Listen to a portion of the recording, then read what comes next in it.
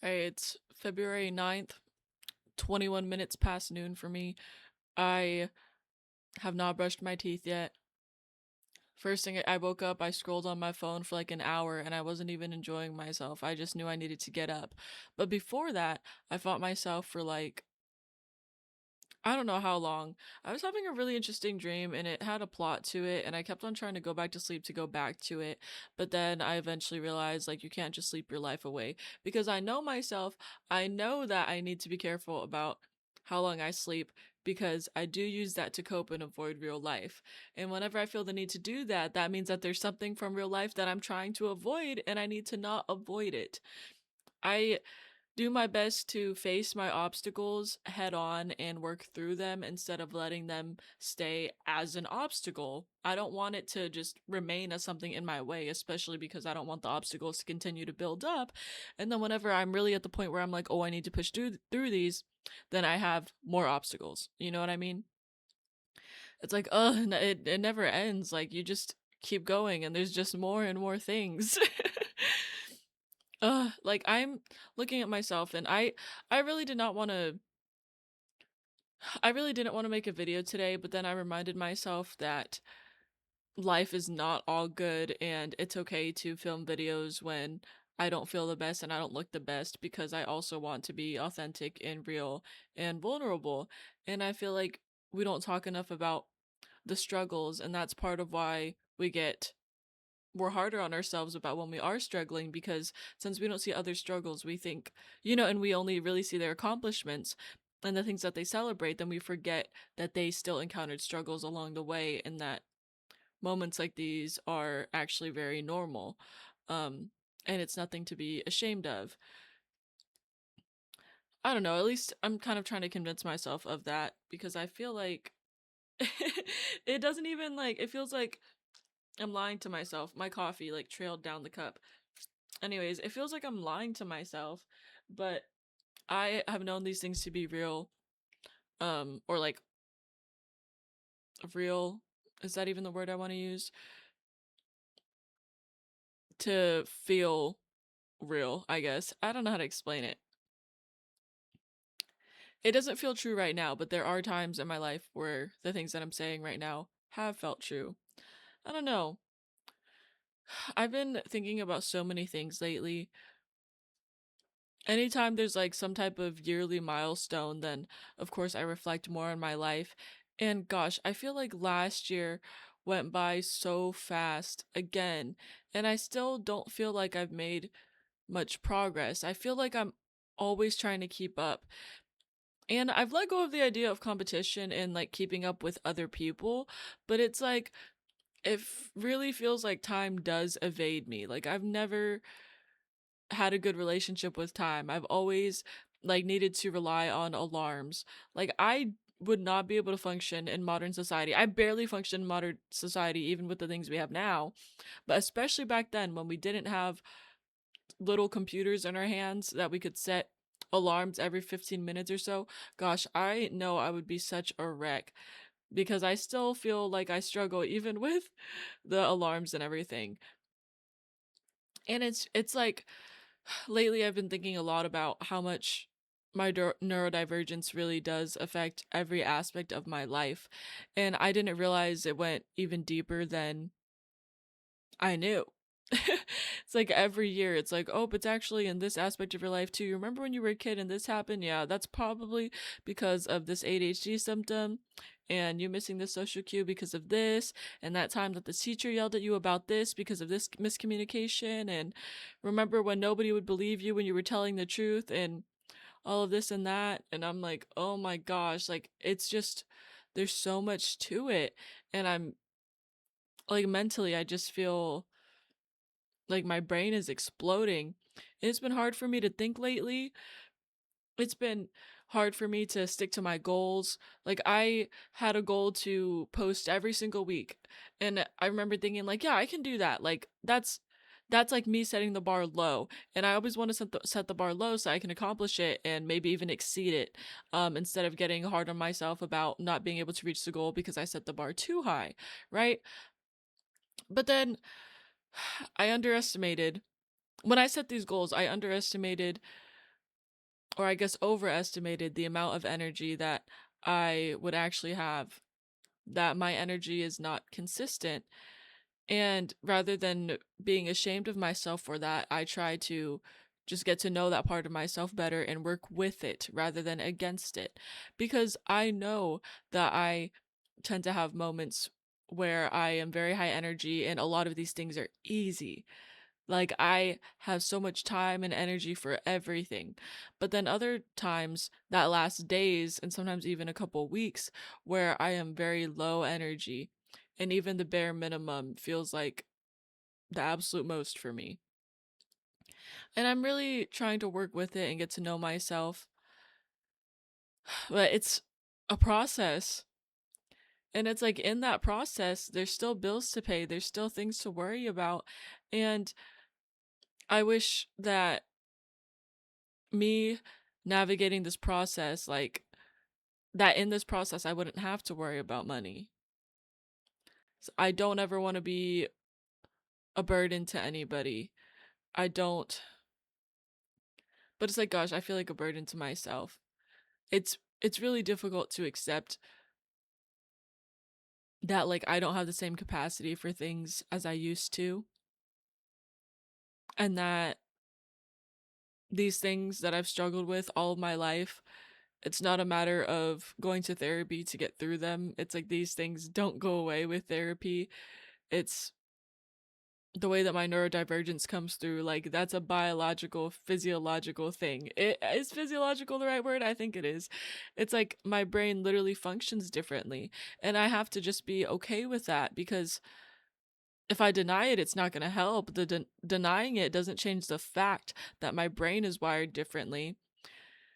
And so I'm doing my best to understand the ways that my brain works so that I can work with it instead of working against it like I have my whole life. I know, especially when you're high masking and you didn't seem to struggle with school and things like that. They're just like, "Oh, she's fine. She's just like everybody else. Like she doesn't need any help." But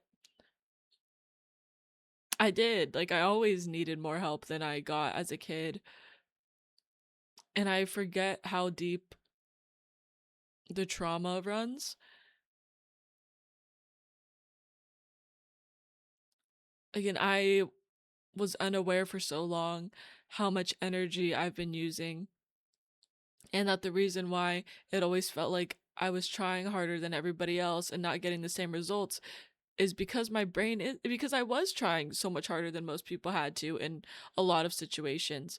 Because those things didn't come naturally for me, because I'm not built for that kind of system. Honestly, the way that our systems are set up, they're not built for anybody, but especially not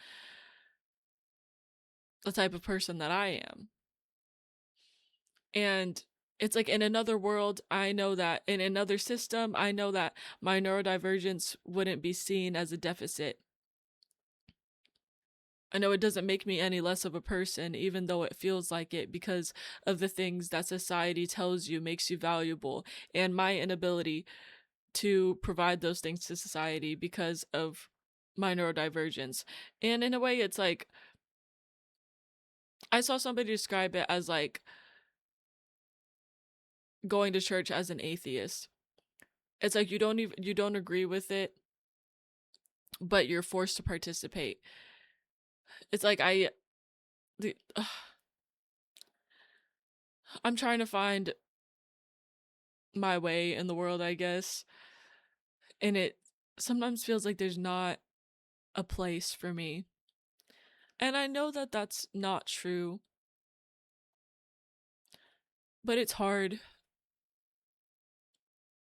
I know that there are other people like me, and that comforts me a lot. And it's not like company that I need, it's that I, as an individual, just want to feel like there's a place for me.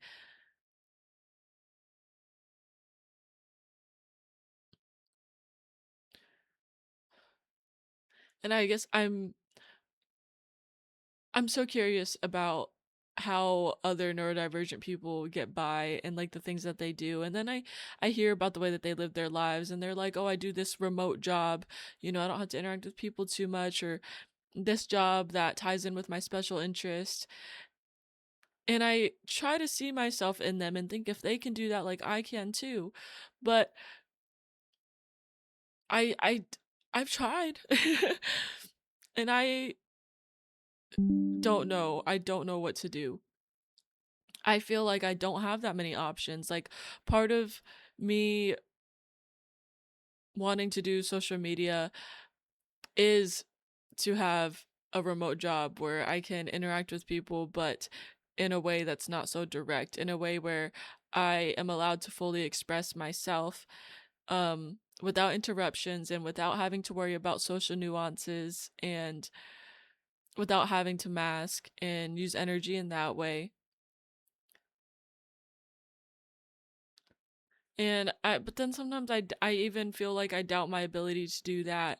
But then at the same time, this is the only thing that feels right. And I just feel like I need to keep trying, just keep pushing. And sometimes it feels like no matter how hard I try, I just can't do anything.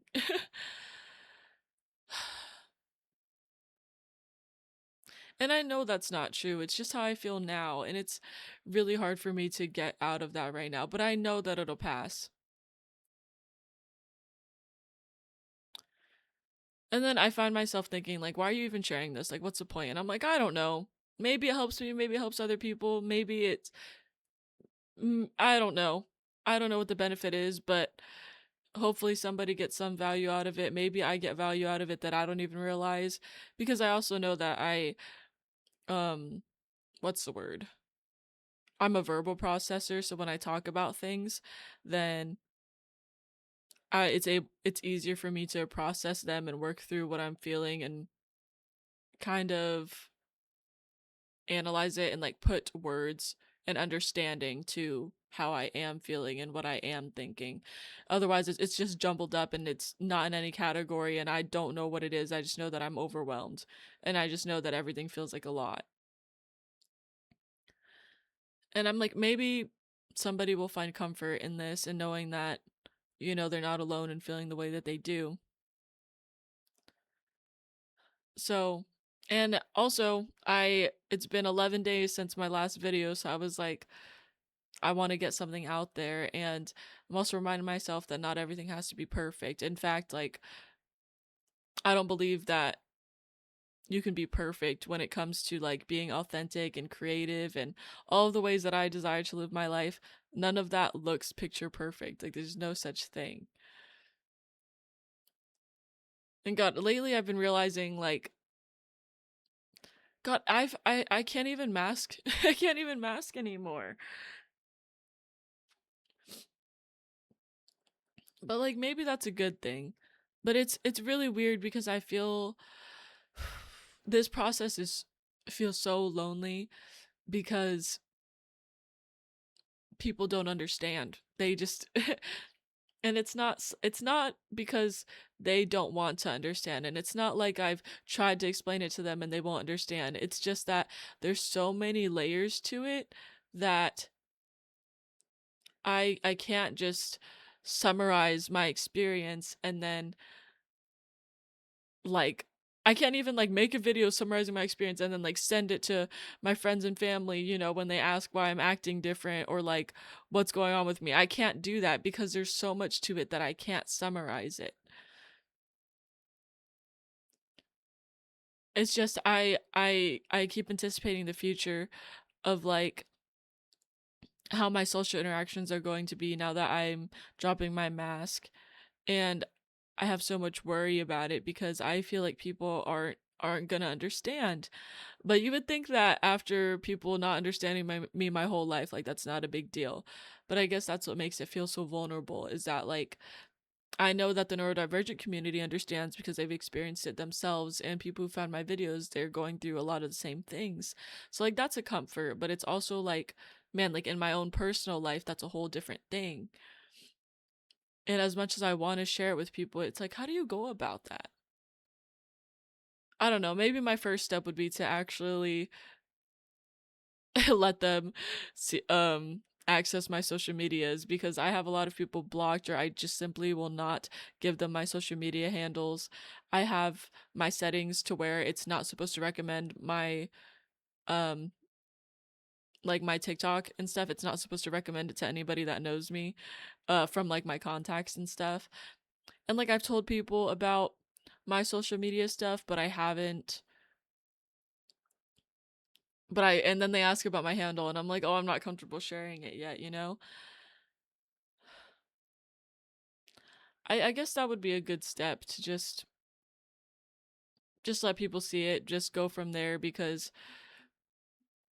if it bothers them enough that there's conflict regarding it and they approach it with judgment rather than curiosity and acceptance, then it's just they're just not meant to stay in my life, I guess. I don't want people to see me as weird. But like if they see me as weird, they already see me as weird with or without the diagnosis. I guess I'm worried that as I live more authentically and drop the mask, that I'll be judged more, which I probably will, but that's just something to live with. It's scary. But I also know that I can't keep hiding either, because that's what makes it even more draining. And then there's the worry of like, I know that whenever I'm not masking, I don't sound as smart, and I don't sound as intelligent. And when I post videos like this, I know that they're not going to be seen as much as my videos where my hair's done and I'm dressed nice and I'm wearing makeup, because I know that I know how that works. I know the value of pretty privilege.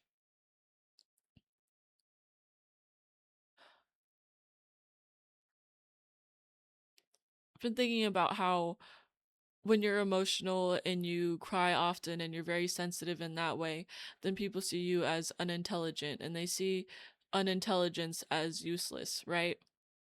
And I don't want to be seen as useless, so I'm scared to show the emotional side of me. But then part of me wants to break that narrative and show that you can be intelligent and emotional at the same time. But I know not everybody is gonna see it in that way, and that's fine. That's just how it works.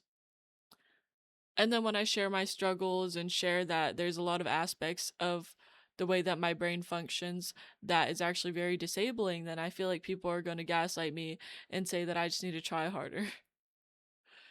People have been telling me to try harder my whole life, and I kept on trying harder and harder, and it didn't do anything.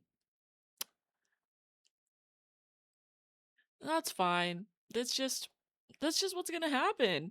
I mean, honestly, I feel better speaking about my fears now, because now that I've said them out loud, I can kind of offer a rebuttal myself and be like, girl, like that's fine. It's okay if you're scared of that, but also on the other side of that fear, like there's like you'll feel lighter once you face that. And I always have. The way that I live my life, I try to think like, is this coming from a place of love, right? I try not to judge too much and act from a place of fear, if that makes sense.